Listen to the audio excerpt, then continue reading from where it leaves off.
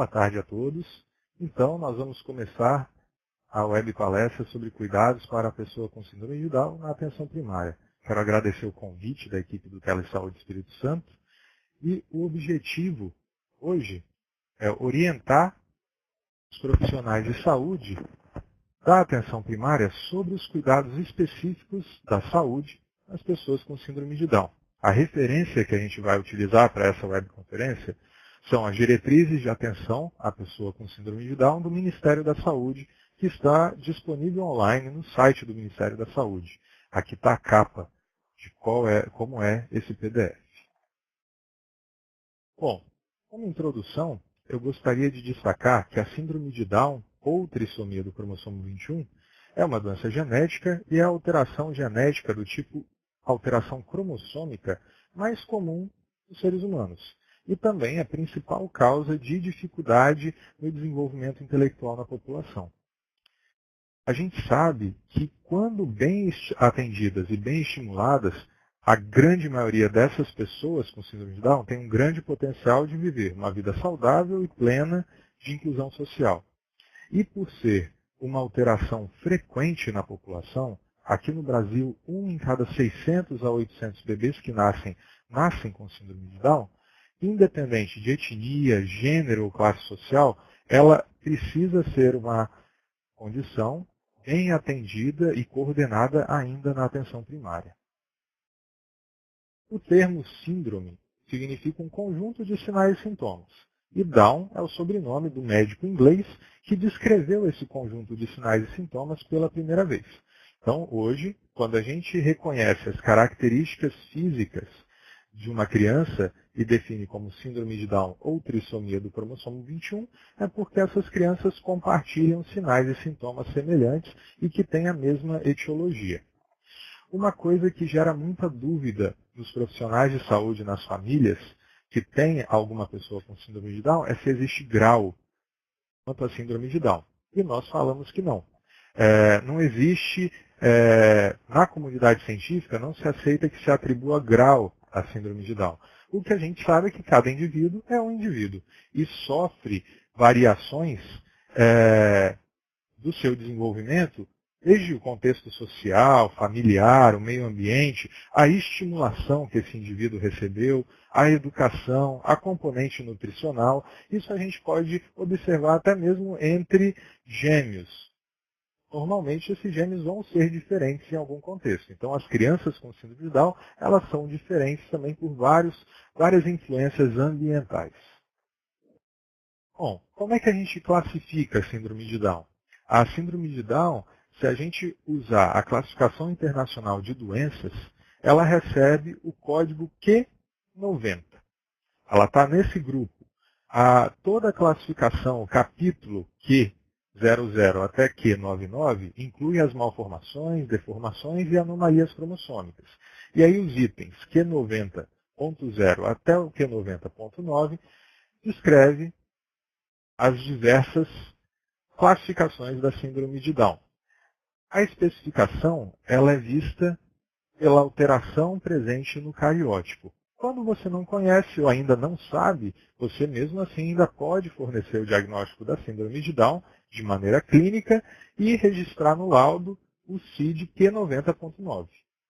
Dentro da equipe multidisciplinar, todos os indivíduos eles têm que estar atentos a observar sinais e sintomas da síndrome de Down. E o médico ele tem a capacidade de fechar o diagnóstico nosológico do paciente e, inclusive, fornecer o laudo com essa descrição indicando o CID. Esse diagnóstico da síndrome de Down vale muito a pena destacar, porque isso é uma dúvida muito grande. Ele é clínico e ele pode, idealmente, deve ser ainda feito ou na maternidade ou então na atenção primária. A gente sabe que, por uma questão de, às vezes, alta precoce e um edema ainda residual do nascimento, alguns pacientes podem passar despercebidos na maternidade quando vão ser atendidos na primeira semana ou no primeiro mês de vida na atenção primária, se observa esses estigmas que, às vezes, pelo edema residual do nascimento, não foi observado na maternidade. Bom, então, destacando, o diagnóstico é clínico, e se baseia no reconhecimento de algumas características físicas que as pessoas com síndrome de Down apresentam. Essas características podem ser muito bem observadas, em especial na face e na região das mãos e dos pés. Aqui nós temos um detalhamento de várias dessas alterações. No manual do Ministério, a gente tem também esse resumo em formato de tabela, e aí destacando os sistemas, eu tenho nos olhos, o que procurar, epicanto, fenda palpebral oblíqua para cima, o nariz pequeno, a forma da cabeça com a face mais achatada, e assim por diante. São inúmeros sinais que o indivíduo com síndrome de Down pode apresentar que facilitam o nosso diagnóstico. Aqui, reforçando um outro gráfico mostrando, então, o que chama muito a atenção são alterações na face, em especial na região periorbitária e na região da boca, e também nas mãos e pés. Além disso, quando você vai examinar e fazer o exame físico neurológico ou avaliar o tônus, o desenvolvimento neuromotor dessa criança, a grande maioria, praticamente 100% dos bebês com síndrome de Down, apresenta algum grau de hipotonia motora. Então, ao examinar, você vai notar que ele tem um tônus diminuído, um tônus fora do habitual para aquela idade. O que se sabe, e isso são estudos desde a década de 80, é que dentre esses diversos sinais e sintomas, 8 deles são muito acurados para se fechar o diagnóstico de síndrome de Down. Então, são eles: excesso de pele na nuca, rima bucal ou canto da boca voltado para baixo, hipotonia motora, face achatada, orelhas displásicas. Na verdade, as crianças com síndrome de Down apresentam uma orelha pequena em tamanho e com sobredobramento das hélices, pregas epicânticas nos olhos, um aumento da distância entre o primeiro e o segundo dedo do pé e a língua protusa. Por questão da hipotonia, nós temos uma língua que entra e sai da boca. Observando apenas esses 8 critérios, quando o bebê apresenta mais do que 6 ou mais, é muito certo, muito forte o diagnóstico de síndrome de Down e você pode afirmar esse diagnóstico apenas clinicamente. Eu só vou necessitar de outros exames quando eu tiver critérios incertos, 3 a 5 critérios. Isso raramente acontece num bebê a termo ou em uma criança em um lactente, por exemplo. Isso pode usualmente acontecer em bebês prematuros, porque aí o baixo depósito de tecido adiposo pode levar a uma certa confusão na identificação dessas anomalias aqui menores ao exame físico. Bom, para deixar isso bem característico, eu trouxe aqui algumas fotos para vocês observarem, então, esses 8 critérios que devem ser procurados em todo bebê que tem suspeita de síndrome de Down. A pele redundante nuca. Então, nós notamos aqui um excesso de pele na região posterior do pescoço, na grande maioria dos bebês que têm a síndrome de Down. Além disso, a gente também nota que a rima bucal, ou o canto da boca, ele é voltado para baixo. Isso é uma outra característica que pode nos chamar a atenção e faz parte desse score clínico. A hipotonia. Nesse caso, nós vemos um bebê sentado, com as pernas bem estendidas, mas a hipotonia ela é difícil de mostrar numa foto. Né? O que você vai sentir é que o tônus muscular, né, e os marcos do desenvolvimento vão estar atrasados. Então, o suporte, o sustento cefálico vai ocorrer mais atrasado, a época para sentar vai ocorrer mais atrasada. Então, esse é um sinal que é muito mais visto ao exame, se palpando e examinando o paciente, do que, na verdade, na ectoscopia. A face plana. As crianças com síndrome de Down têm essa face mais achatada ou plana. E isso fica mais fácil de ser visto à lateral. Você olhar de lado a face do paciente, você vai ver que ela tem, por uma certa hipoplasia da face média, essa face com predomínio achatado.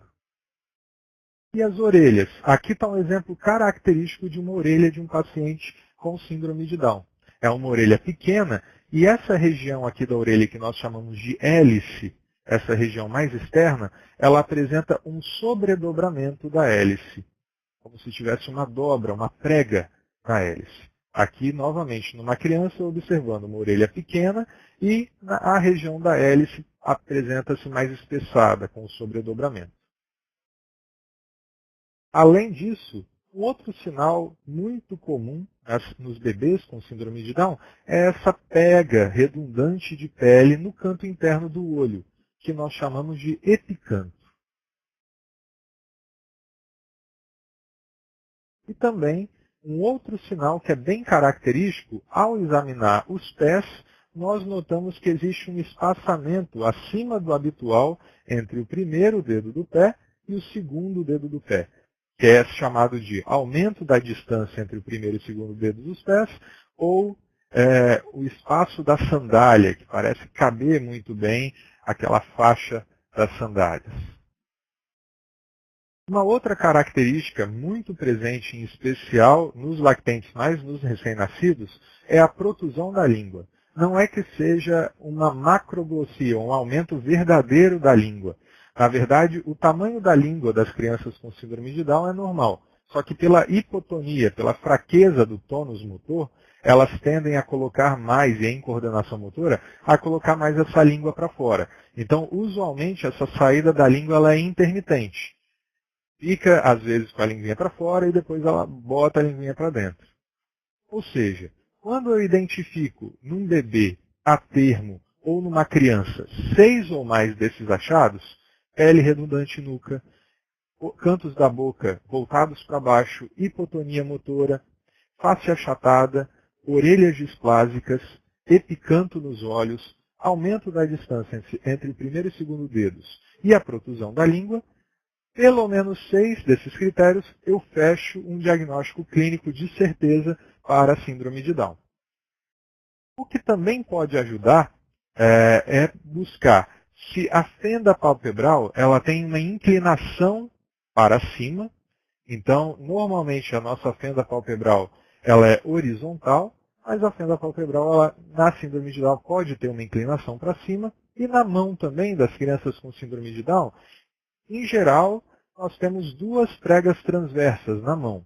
Na mão da criança com síndrome de Down, por ser uma mão menor do que o habitual, a gente tem apenas uma única prega palmar transversa. Então, nós chamamos de prega palmar única. E também você pode ter um quinto dedo um pouquinho mais inclinado para dentro. É o que a gente chama de clinodactilia do quinto dedo. Essas 2 outras características auxiliam a complementar aqueles 8 que a gente avaliou no score clínico. Então, o diagnóstico é o primeiro passo para a gente oferecer os cuidados que a pessoa com síndrome de Down necessita para melhorar sua qualidade de vida. Por que isso? A gente destaca que esse diagnóstico não seja atrasado, porque quanto mais cedo for identificada a síndrome de Down, melhor vai ser a prevenção que a gente pode fazer e a estimulação precoce, além da detecção precoce de outras comorbidades que nós sabemos que as pessoas com síndrome de Down podem nascer com. Exemplo dessas comorbidades são malformações cardíacas, alterações oftalmológicas, auditivas, do sistema endócrino, do aparelho locomotor, neurológicas, hematológicas e também na questão do desenvolvimento dos dentes. Existem orientações muito bem definidas de quando e como todas essas comorbidades devem ser avaliadas pela equipe da atenção primária. Nesse manual disponível do Ministério da Saúde, ele mostra isso de uma maneira bem detalhada. Então, aqui, nessa tabela, o que eu posso destacar é, em geral, o que a gente vê no aparelho da visão é que grande parte dos pacientes vão precisar usar óculos. Pelo menos metade das crianças com síndrome de Down precisam usar óculos por algum vício de refração. E como nós sabemos que as crianças com síndrome de Down têm um atraso no desenvolvimento, se ela tiver uma alteração de refração que não for corrigida, isso vai dificultar a enxergar o mundo e a ter um desenvolvimento adequado. Da mesma forma, perda auditiva é muito frequente. 75% vai ter algum grau de perda auditiva. E se uma criança não está escutando bem, ela também pode ter o seu desenvolvimento neuromotor alterado. Um outro ponto de destaque, e é uma das principais causas de mortalidade e morbidade nas crianças com síndrome de Down, são as cardiopatias congênitas. Metade dos bebês com síndrome de Down apresentam cardiopatia congênita. Isso faz com que, na suspeita de uma criança com síndrome de Down, é mandatório que seja feito ecocardiograma, mesmo que essa criança não sofre ou não manifeste nenhuma sintomatologia, visto a alta prevalência dessa anomalia maior em pessoas com síndrome de Down. Nós temos outras alterações em outros sistemas de menor frequência, mas que também estão englobadas no follow-up proposto pelo Ministério da Saúde. O cariótipo é o exame que avalia o número e a estrutura dos nossos cromossomos. Ele não é um exame obrigatório para se definir o diagnóstico da síndrome de Down, mas ele é muito importante para o aconselhamento genético da família, em especial para determinar se essa síndrome de Down foi herdada ou foi esporádica, foi ao acaso. Destacando aqui um detalhe, é que a grande maioria dos pacientes que têm síndrome de Down tem a síndrome de Down por uma trissomia livre do cromossomo 21, ou seja, são 3 cromossomos 21 e isso acontece ao acaso. Não é herdado e tem uma baixa chance de recorrência, um baixo risco de recorrência. O cuidado, então, às pessoas com síndrome de Down. Uma vez feito o diagnóstico da síndrome de Down, como é que esse indivíduo deve ser acompanhado no sistema de saúde? O que o Ministério da Saúde recomenda é que a pessoa com síndrome de Down precisa ter a sua linha de cuidado específica e essa diretriz de cuidados com a síndrome de Down é baseada em ciclos de vida, mas ela não deve ser excluída de outras políticas que já existem. Então, ela deve também fazer parte da política da atenção básica, dos programas de saúde da criança, de saúde mental, saúde do homem, do idoso, da mulher, do programa de imunizações. Ou seja, ter síndrome de Down não a exclui de outras políticas de atenção e de humanização que são preconizadas no Sistema Único de Saúde. O modelo atualmente adotado pelo Ministério é um modelo de cuidados singularizado em ciclos de vida. Com cada ciclo, propondo um atendimento à manutenção da saúde e ao desenvolvimento da potencialidade máxima daquele indivíduo com síndrome de Down. Dessa forma, a primeira faixa de ciclo de vida que a gente tem é o cuidado com a saúde do lactente de 0 a 2 anos. É muito importante, nessa fase, a identificação, o diagnóstico precoce, para que então se inicie a estimulação precoce, que é uma estimulação global, se mantenha as imunizações em dia, se estimule sempre o aleitamento materno. Em relação às imunizações, não existe contraindicação para que seja feito qualquer tipo de vacina em crianças com síndrome de Down, e deve ser feito um acompanhamento periódico pela equipe básica de saúde. Após a comunicação do diagnóstico, também o adequado quanto a exames complementares é que seja feito um ecocardiograma, porque 50% vai ter algum grau de algum tipo de cardiopatia, mesmo que a ausculta não demonstre sopros e mesmo que você não identifique nenhuma sintomatologia ou sinal ao exame físico, o ecocardiograma deve ser solicitado. A gente também sempre deve pedir um hemograma, porque em torno de 10% das crianças com síndrome de Down têm uma alteração transitória da produção mieloide, e os hormônios da tireoide, o TSH e o T4 livre. O hemograma, então, é solicitado porque alguns bebês, ao nascimento, vão apresentar o que a gente chama de reação leucemóide, policitemia ou, mais raramente, leucemia. Mesmo que o primeiro hemograma esteja normal, ele deve ser repetido uma vez a cada 6 meses, nos 2 primeiros anos de vida, e anualmente ao longo da vida, pois nós sabemos que o risco de desenvolver alguma leucemia ao longo da vida, em especial até os 7 anos de idade na síndrome de Down, é 20 a 10 vezes maior do que a população em geral. A função tireoidiana também deve ser avaliada ao nascimento, aos 6 meses, com 1 ano de idade e depois anualmente através da dosagem de TSH e T4 livre, porque existe um risco de 1% por hipotireoidismo congênito, mas 14% de pessoas com síndrome de Down desenvolverem o hipotireoidismo ao longo da vida. São necessárias também avaliações da audição e avaliação com oftalmologista, idealmente a primeira aos 6 meses, depois com 1 ano e posteriormente anualmente. Porque, como a gente já falou, metade das crianças vão precisar usar o óculos para, inclusive, auxiliar no desenvolvimento neuromotor. E como a face dos indivíduos com síndrome de Down é uma face mais plana, nós também temos algumas alterações da anatomia, como a trompa de Eustáquio mais horizontalizada, que diminui a drenagem do ouvido e um maior risco de acúmulo de líquido e de otite serosa média. Então, isso, a grande maioria das baixas acuidades vão ser relacionados a acúmulo de líquido na orelha e isso pode ter um impacto importante no desenvolvimento, em especial no desenvolvimento da fala.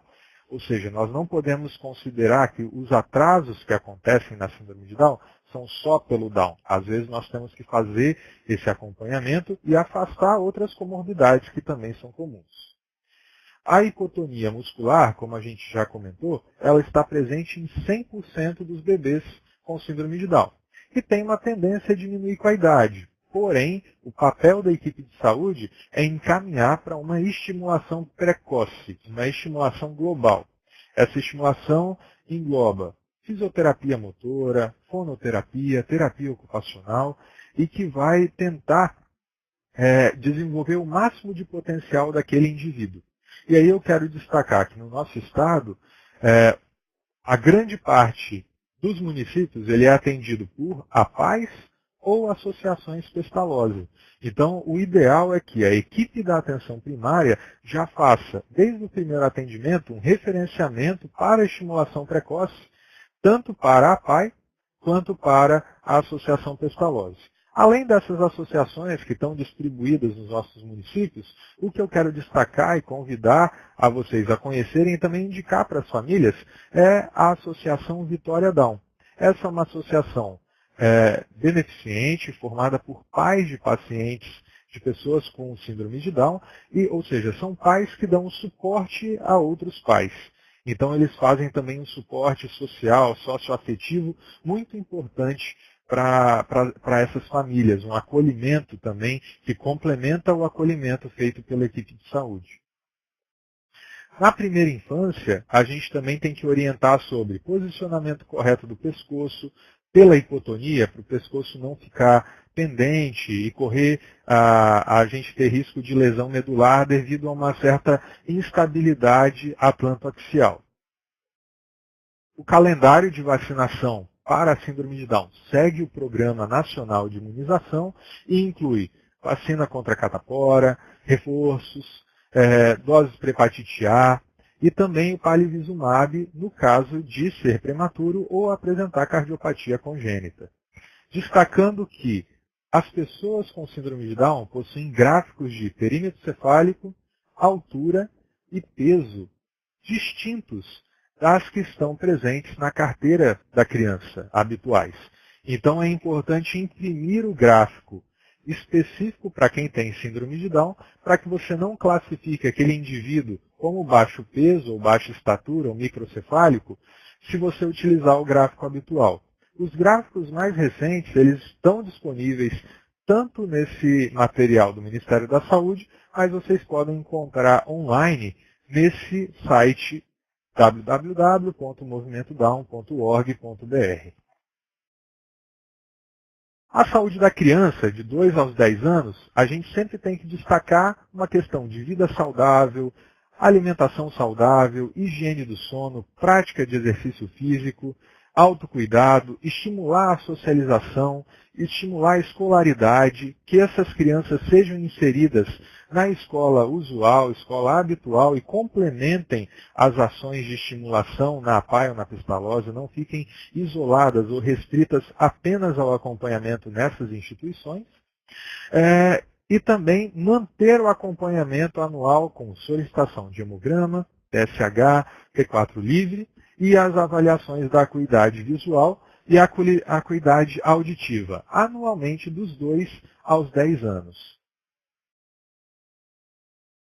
Sempre perguntar também, durante as consultas, sobre a qualidade do sono. E sempre ficar atento à obesidade. Nós sabemos que existe uma grande chance de uma criança com síndrome de Down se tornar obesa caso não tenha uma alimentação, uma atividade física adequada, e a gente sabe que um grande grupo de pessoas com síndrome de Down pode ter distúrbios do sono, inclusive com a apneia obstrutiva do sono. Quando você tiver algum sinal de alerta na anamnese desses pacientes, é adequado solicitar a avaliação do especialista, do pneumologista, e usualmente é necessário realizar polissonografia ou avaliar a permeabilidade das vias aéreas, às vezes até tendo que fazer alguma cirurgia para remoção de amígdala ou adenoide. Nos adolescentes, a gente também tem que reforçar muito esses hábitos de vida. A imunização deve permanecer em dia. Nós temos que continuar solicitando hemograma, TSH e T4 livre anual. No caso de um adolescente obeso, associar também a pesquisa de glicemia de jejum, colesterol total e fração, triglicerídeos, calcular o IMC e ainda manter avaliações auditivas e visuais anualmente. Uma questão que a gente precisa destacar na adolescência é a orientação quanto a abuso sexual. Como são indivíduos que têm algum comprometimento cognitivo, eles ficam mais suscetíveis a abuso sexual e também a observar questões emocionais. Eles têm um risco aumentado para depressão ou outros transtornos psiquiátricos. Então, observar comportamentos que podem indicar transtorno obsessivo-compulsivo ou uma depressão. Eles também vão ter um desenvolvimento sexual como um adolescente habitual, inclusive com desejo sexual como um adolescente habitual. Então, devem ser sempre orientados às questões quanto à prevenção de gravidez, doenças sexualmente transmissíveis.